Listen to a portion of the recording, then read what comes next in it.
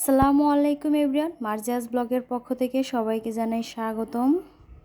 আজকে আমরা খুব সুন্দর একটা জায়গায় এসেছি। অনেক দিন পর কিন্তু আমরা দুজন একসাথে বের হয়েছি, আর এখানে একটা প্রোগ্রাম ছিল, যার কারণে কিন্তু আমরা এখানে চলে এসেছি।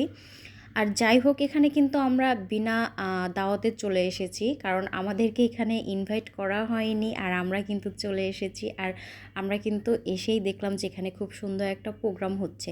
আর এখানে এই ফুলগুলা বাতাসে খুব সুন্দর দোল খাচ্ছিল।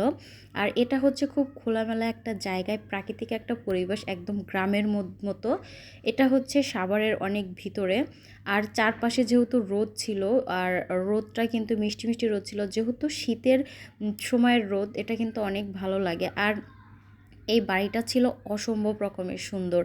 আর এই বাড়িতে বিশাল বড় এরিয়া ছিল। এখানে হাঁস, মুরগি, গরু এগুলা কিন্তু পালন করা হয়।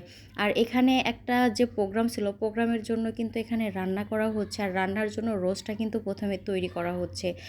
আর এখানে যে কি প্রোগ্রাম হবে এটা কিন্তু অবশ্যই আমি নেক্সট ভিডিওতে বলে দেব, যেহেতু আজকের ভিডিওটা অনেক বড় হয়ে যাচ্ছে। আর এখানে ভাপা পিঠার জন্য ভাপা পিঠার যে ডোটা তৈরি করা হচ্ছে।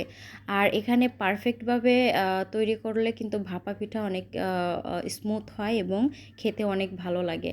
আর ওখানে যে খেজুরের গুড়ের পাটারি, সেটা কিন্তু কুচি কুচি করে কেটে নেওয়া হচ্ছে, যাতে খুব ভালোভাবে হয়। আর এখানে মুরগির কলিজাগুলা গিলাগুলা কিন্তু ম্যাগনেট করে রাখা হয়েছে, পরবর্তীতে এটাও রান্না করা হবে। তো আজকে আমার ভিডিওটি কে কোন জেলা থেকে দেখছেন অবশ্যই কিন্তু কমেন্টস করে জানাবেন। আর ভাপা পিঠার জন্য কিন্তু এই যে প্রথম ভাপা পিঠা দেওয়া হয়ে গেছে, আর গরম গরম এইভাবে ভাপা পিঠা খেতে কিন্তু অনেক ভালো লাগে। এই প্রোগ্রামে কিন্তু বিভিন্ন রকম পিঠা ছিল, যেমন চিতই পিঠা ছিল, তেলের পিঠা ছিল, তারপরে আপনার পরোটা ছিল, আর এখানে ভাপা পিঠা তৈরি করা হচ্ছে। সকালের নাস্তার জন্য কিন্তু যেটা খাওয়া হয়েছে সেগুলোর ভিডিও করা হয়নি, আমার খেয়াল ছিল না, যার কারণে হচ্ছে ভাপা পিঠাটা আপনাদের সাথে শেয়ার করলাম। আসলে গ্রামে যখন থাকতাম তখন আমরা কিন্তু শীতের সকালে আমরা ভাপা পিঠা খেতাম চুলার ওপর বসে বসে, আর সেই ফিলটা কিন্তু এখন পাচ্ছি। এখানে একটা একটা করে ভাপা পিঠা তৈরি করা হচ্ছে, আর গরম গরম সবাই কিন্তু ভাপা পিঠা নিয়ে নিয়ে খাচ্ছে।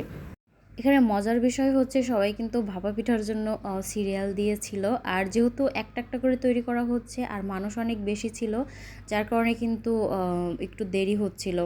আর যদি 3টা বা 4টা খোলার হইতো তাহলে কিন্তু খুব দ্রুত হয়ে যাইতো।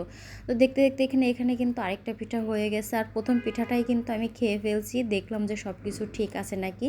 তো সব কিছু দেখলাম পারফেক্ট। তো আজকের ভিডিওটি পর্যন্তই। আল্লাহ হাফিজ সবাইকে।